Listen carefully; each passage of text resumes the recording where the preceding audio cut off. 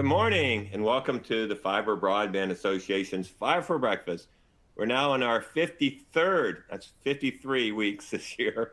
I was going to call this week one, but we'll call it 53 of 2025 for our final episode of 2025. Before we kick off, I'd like to thank Wesco, the platinum sponsor of Five for Breakfast. So it's now New Year's Eve, and it's a good time to reflect on the past and the year ahead. So, 2025 has just been absolutely amazing. The best year in the Fiber Broadband Association history and the best year in our industry's history.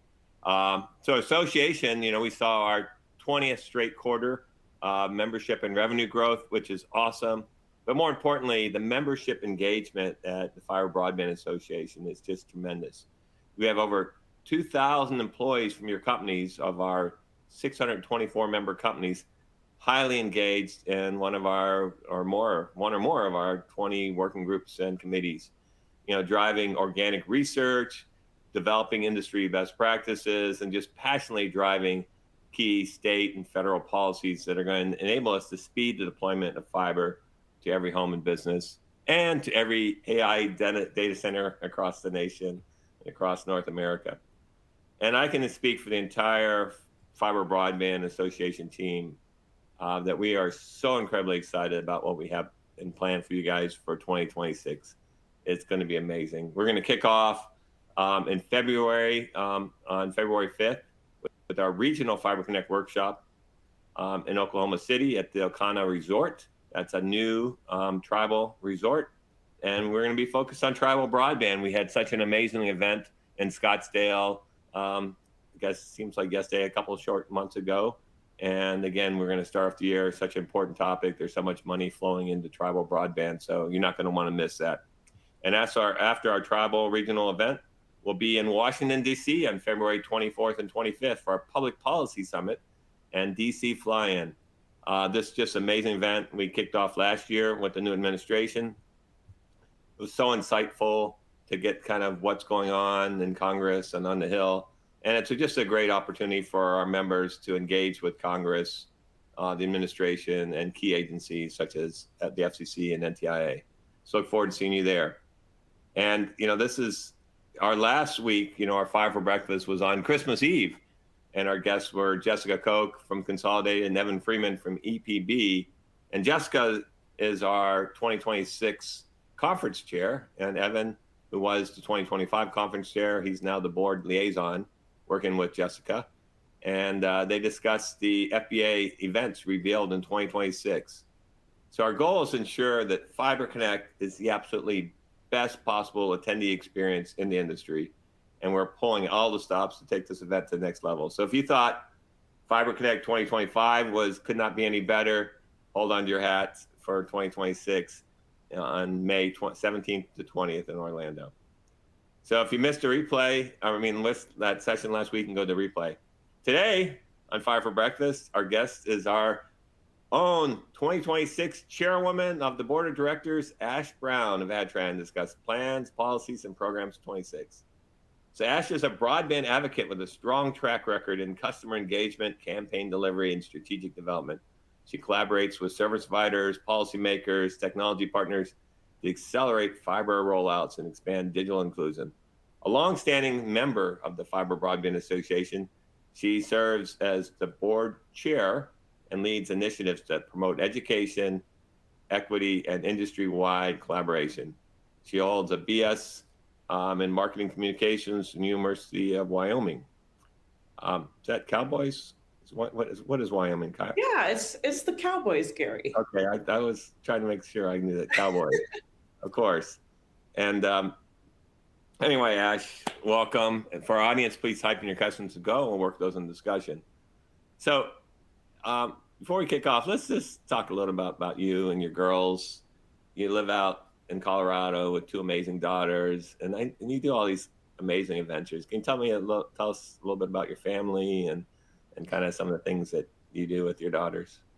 Yeah, and Gary, I love you asking that because it's been kind of a driver for a lot of our conversations that end up being like so meaningful and fun, talking about kids and grandkids. But yeah, I live in Colorado and have two girls who are actually 11 tomorrow.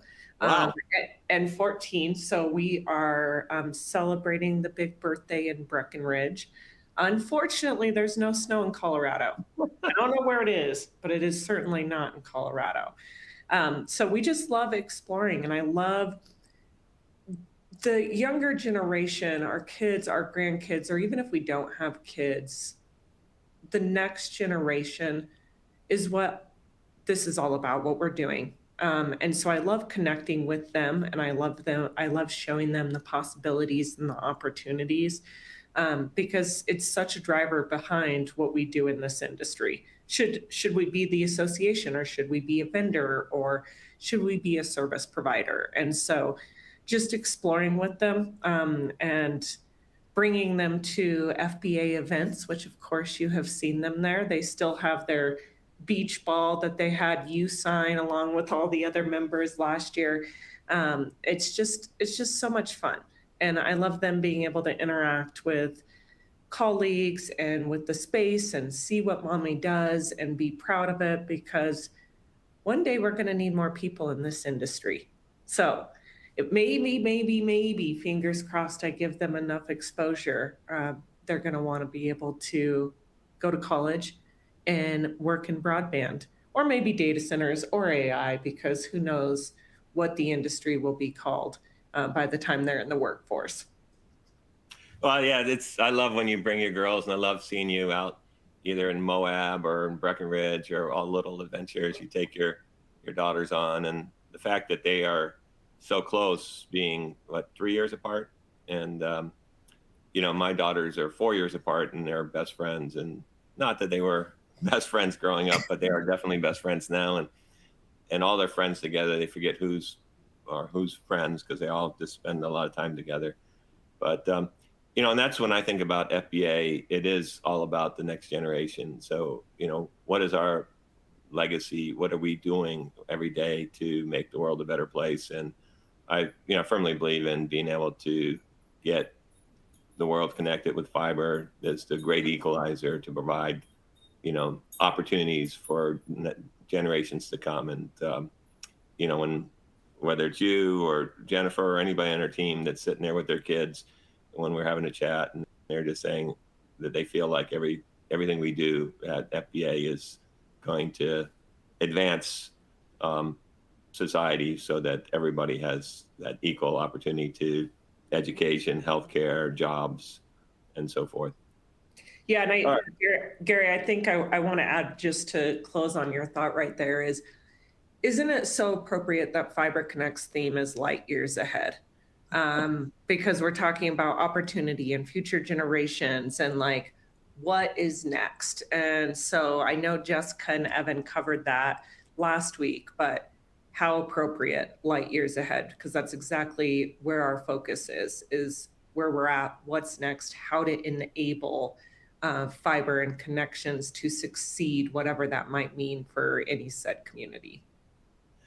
Well, as you mentioned that's you'll see if you go to the Fiber Connect website, they'll have this futuristic stuff, but it has a parent and they're holding hands with the child, because it is about the next generations, and it's about advancing innovation and technology that's really going to, take humanity to the next place. And I think that we are in a exciting but scary point in humanity, as the advancements of AI are accelerating at such a fast pace. But all right, so given that it's New Year's Eve, and before you go and pop your champagne, and one of my favorite New Year's Eve, just to kind of sidetrack here, was I had the whole family in Steamboat.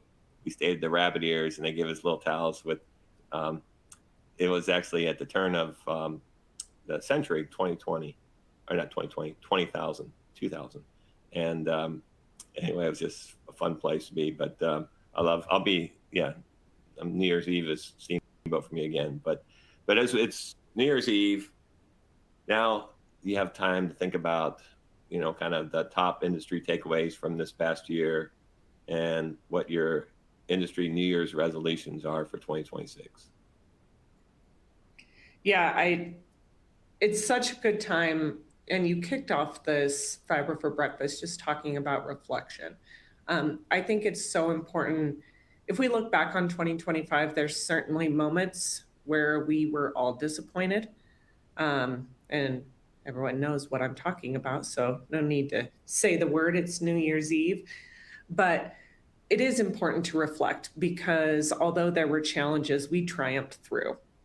We rose to the challenges. We have figured out a way up until now, and we will continue to figure out a way. Fiber deployments 2025, and Gary, correct me on any of this, but it hit an all-time record of deployments in 2025. And so even though we have experienced challenges, 2025, we reached 11.8 million deployment locations passed. That is absolutely incredible. And so I think that it's really critical to reflect and remember what we have done so we know where to go.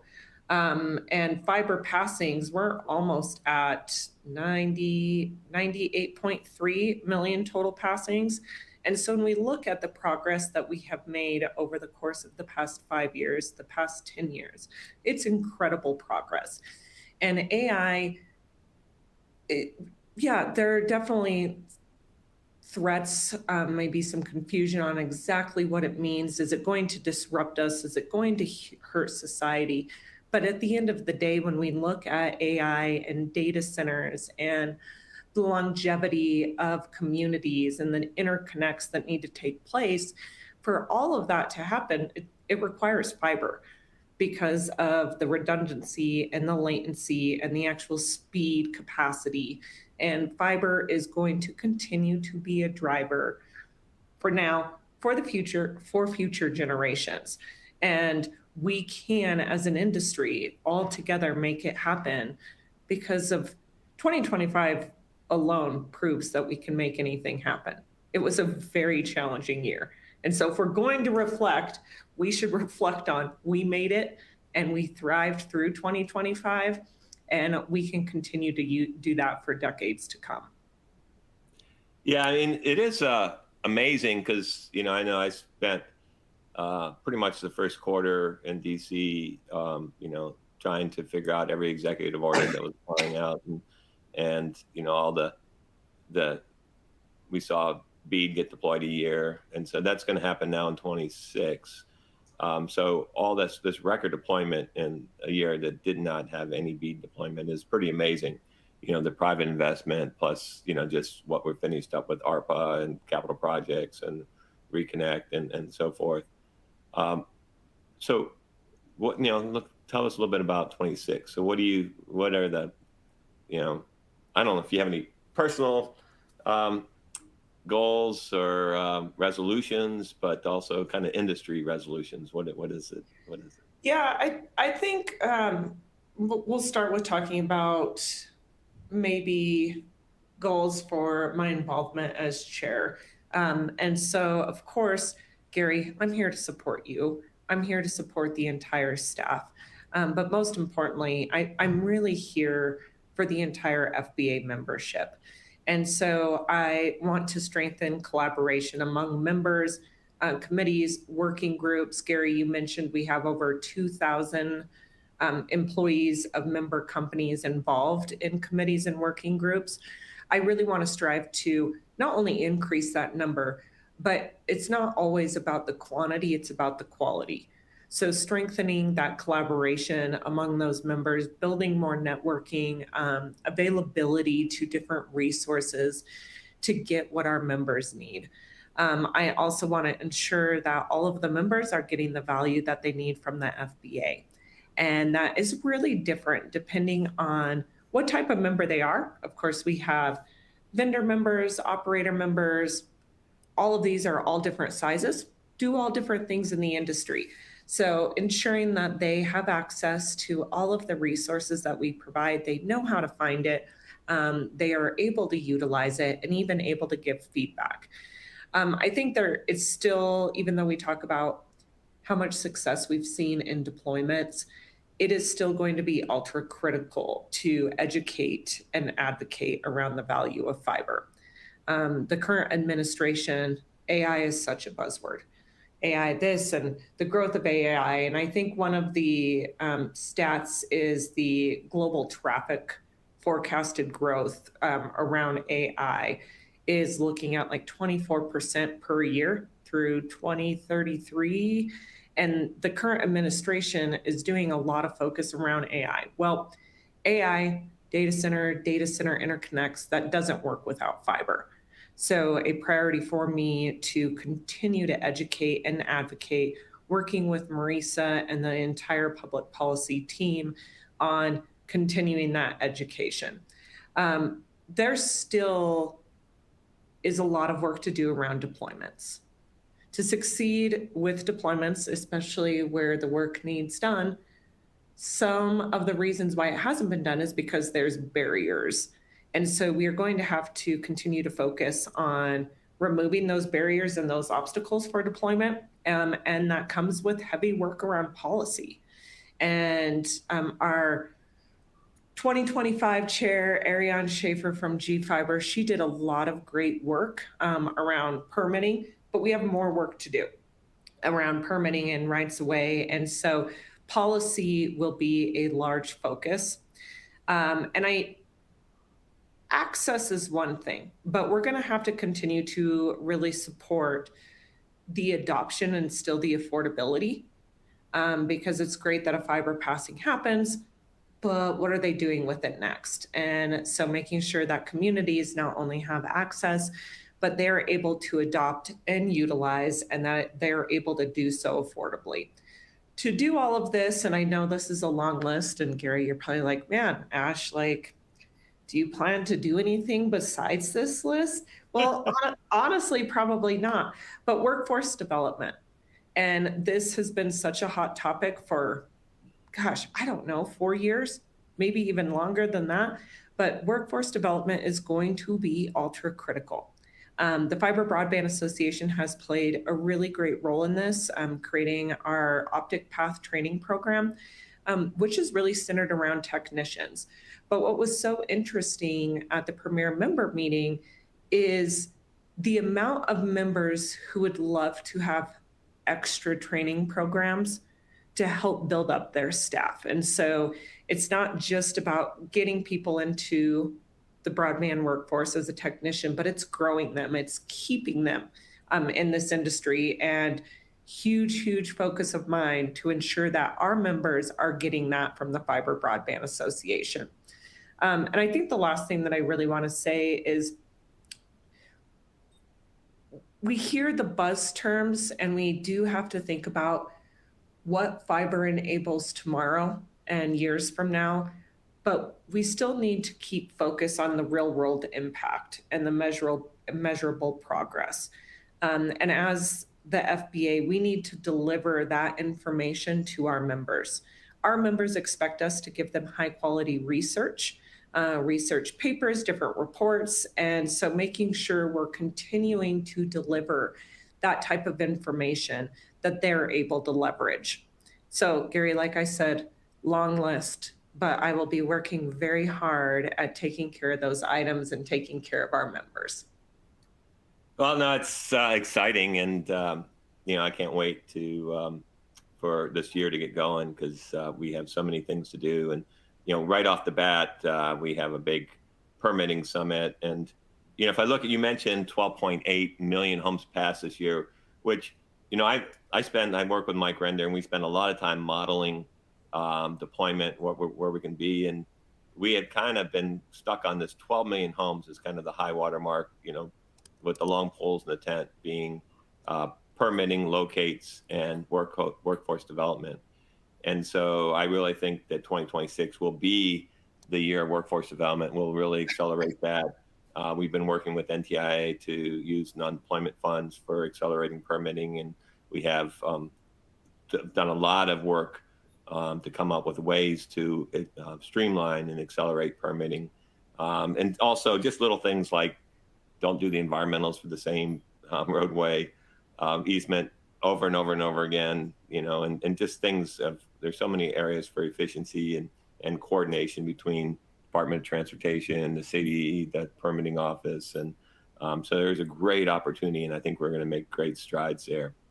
But so you kind of snuck away without mentioning any personal resolutions. Anything you can share with our audience? Yeah, I think personally, and it's actually my resolution started in September. So I'm really weird about like the new year and all the things that come around with like, oh, new year, new me. And always like to do things differently. So this year, my resolutions actually started on September 1st. And I'm entering a new decade. And it was, how do I want to be different? And so I'm living by this new motto, and anyone who's been in my office sees my whiteboard in my office. When people see me on webinars, not today, because I'm sitting in the mountains, but I have huge, massive windows behind me that just bring in this amazing light. And off to the side of that, I have this large whiteboard where I write down my crazy ideas, and there's a lot of those. But my resolution for myself is really made for more. And so it's this new phrase that I live by, and something that I really look at on what am I doing? Am I loving it? Why am I doing it? I know that I'm capable of so many great things. Should that be exercise or trying a new sport? Getting another dog. People that know me know that I have 2 dogs and 2 cats, but like being made for more, and volunteer service to my community, giving back to my community. I'm the board president of a nonprofit in Colorado, and that has also helped me great lengths with the nonprofit in Colorado talking about made for more. And so, Gary, that's kind of my all-encompassing theme for living differently and exploring and learning and growing, because the evolution of us, just like this industry, it doesn't stop. And so we always have the opportunity to evolve and learn and grow. And for me, that's being made for more. Well, I take the busiest person on the planet, and more. You know, the old adage is, you want something done, give it to a busy person. And I think mine might be less. Cause I like it. Well, the made for more, Gary, could be that it could be less. It's not necessarily doing more. It's deep evaluation on what you're doing. Oh, that's great. All right. So you've always been involved in a number of committees and working groups with FBA, and you're always, at all our regional events. So can you talk about a little bit of the different working groups that you're in, and kind of what they're working on, and what you get out of it, and what you think other members can get out of joining some of these working groups? Yeah, the working groups, I wish that I could be on every single one. That is where the most meaningful networking happens, and different voices of the industry. And it really opens the door to hearing ideas, being challenged on your own ideas, and formulating relationships that'll last a lifetime. And so the working groups and committees, I think we're up to 19, but they give the opportunity for one, if it's an area of expertise for you to share that. If it's an area of interest for you, it is a natural way for you to grow your skill set and start networking with people that could help your professional development just by joining this group. So the working groups and committees that I'm heavily engaged with are membership, and that is one that is really focused on the value of the membership, different welcoming calls, hosting the mingles that happen around the country. Kim has done I don't know when she sleeps, so we might want to ask her what her resolution is, but the membership committee hosts those mingles, gathering people together all over the country throughout the year. Education committee focuses on the Optic Path training program and the future of training regarding different training opportunities through the FBA. Also, Women in Fiber. Women in Fiber is a really incredible group of women. I think we have over 200 employees involved just in that one from our different member companies. And it's really giving women in the industry a chance to focus on this industry differently and from their perspective. And so should you be new to telecommunications or broadband or a veteran, I would highly, highly encourage you to look at Women in Fiber. And you can reach out to me if you have questions. I would love to be able to talk with you. I also think some of the other committees and working groups that are so critical, you mentioned Jessica as the new chair for conference committee. I'm also an active participant on that committee. That committee develops all of the content, from regional shows to working on Fiber Connect. These working groups and committees are where the magic happens. The FBA opens the door for people to volunteer their time, to network, to connect, to create white papers, to help on research, to develop different potential of scholarship funds, to really promote fiber, the optic path, workforce development. And so if you're not involved with a committee or working group yet, just go to the website and go and just read them. Join one and go to one meeting. Majority of these groups are only meeting once a month for 30 minutes to an hour. And go to one meeting. And if the messaging is not resonating with you, try a different one. The marketing committee is another great group of individuals. Precision agriculture. When we look at where the industry is going and what fiber is going to enable in the future, the new AI working group, which also has focus on data centers and data center interconnects. If that is your realm of expertise, certainly join that one. If you are simply interested in understanding from the experts more about AI and data centers, that would be an incredible group for you to join, just to grow your skill set. So Gary, I could go on and on about committees and working groups because it's a huge passion area of mine. And I think it is a way that we are really differentiated as an association for our members, giving those opportunities. So you mentioned the membership group, and we had a consultant come in, and it's like, how could anything be better? But just they really dug in on our benefits. And while our members are happy and we have great Net Promoter Score, what kind of came out at me is two things. One was that I was wondering why our events are so popular, and well, we have great speakers. But it really, they netted out as FBA is where the industry comes together. And so when Kim does a member mingle in Chicago or Charlotte or Philadelphia, people show up there because it's an opportunity to go meet with the whole ecosystem, whether it's 20 people or 300 people or 5,000 people, different size events. It's really to stay engaged and develop relationships. Because, as a vendor, it's hard to go talk to a network operator without them thinking you're trying to sell them something. But if you're there talking about women in fiber or membership or marketing or precision agriculture, and you're trying to grow the pie, it's amazing. But so tell me, any kind of key takeaways from the study and things that we can really put to practice in 2026. Yeah, I think one of the biggest things that we heard as a value from what our members value is that networking, is that connection. That doesn't necessarily mean that you have to go to events. So I think the first thing is all of the regional events that take place, they are happening regionally, and they're happening I like to call them a power day of fiber, because we start early, we end at a decent time. You can drive in and you can drive home all in the same day.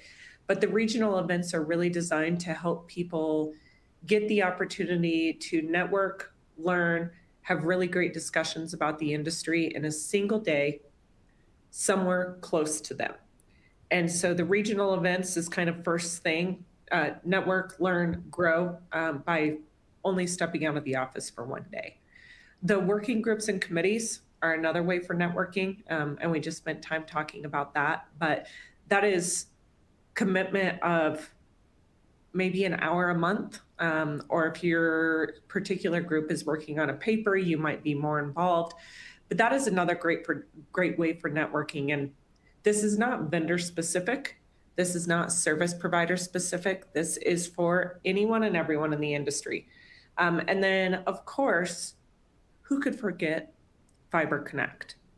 And so when our members tell us one of the biggest values they get is networking, we got to keep providing those opportunities. And those opportunities come from regional events, working groups and committees, Fiber Connect, and then Gary, we definitely need to mention all of the webinars that take place. Fiber for Breakfast, you don't skip a beat on those. And you already thanked Wesco, the sponsor for today, but thank you, Wesco. The Fiber for Breakfast is another opportunity for networking and growth and interaction. And all of the other webinars that take place throughout the year that either come from our service providers or our vendors.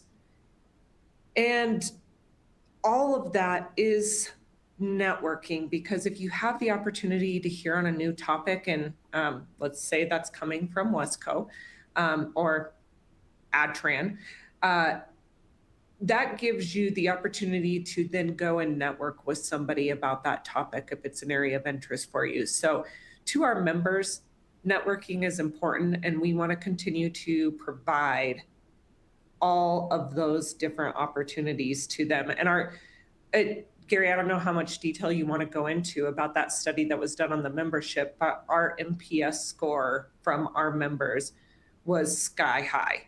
Like, I think it was like, oh, our members are really happy.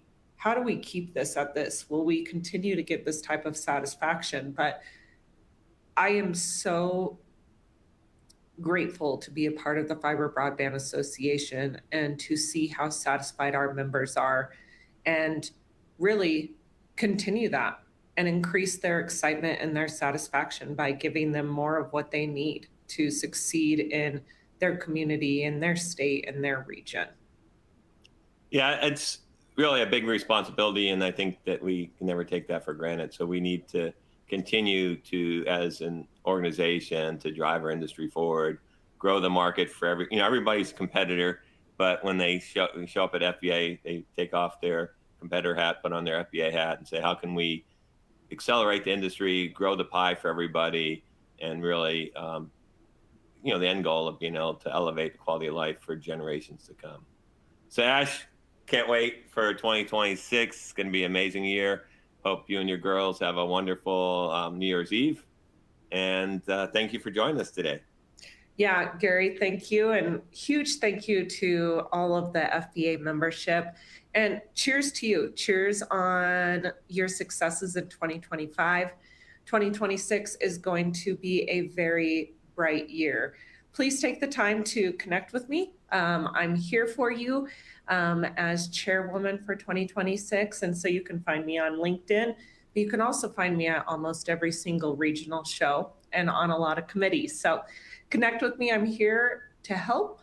And Gary, I am so appreciative to the work you and your team are doing, and really look forward to making 2026 extremely successful and focusing on everything that needs to be done so that we are light years ahead. Great, Ash. And thank you, everybody, for joining us today, and look forward to getting back together next Wednesday, which will be the official first week of January.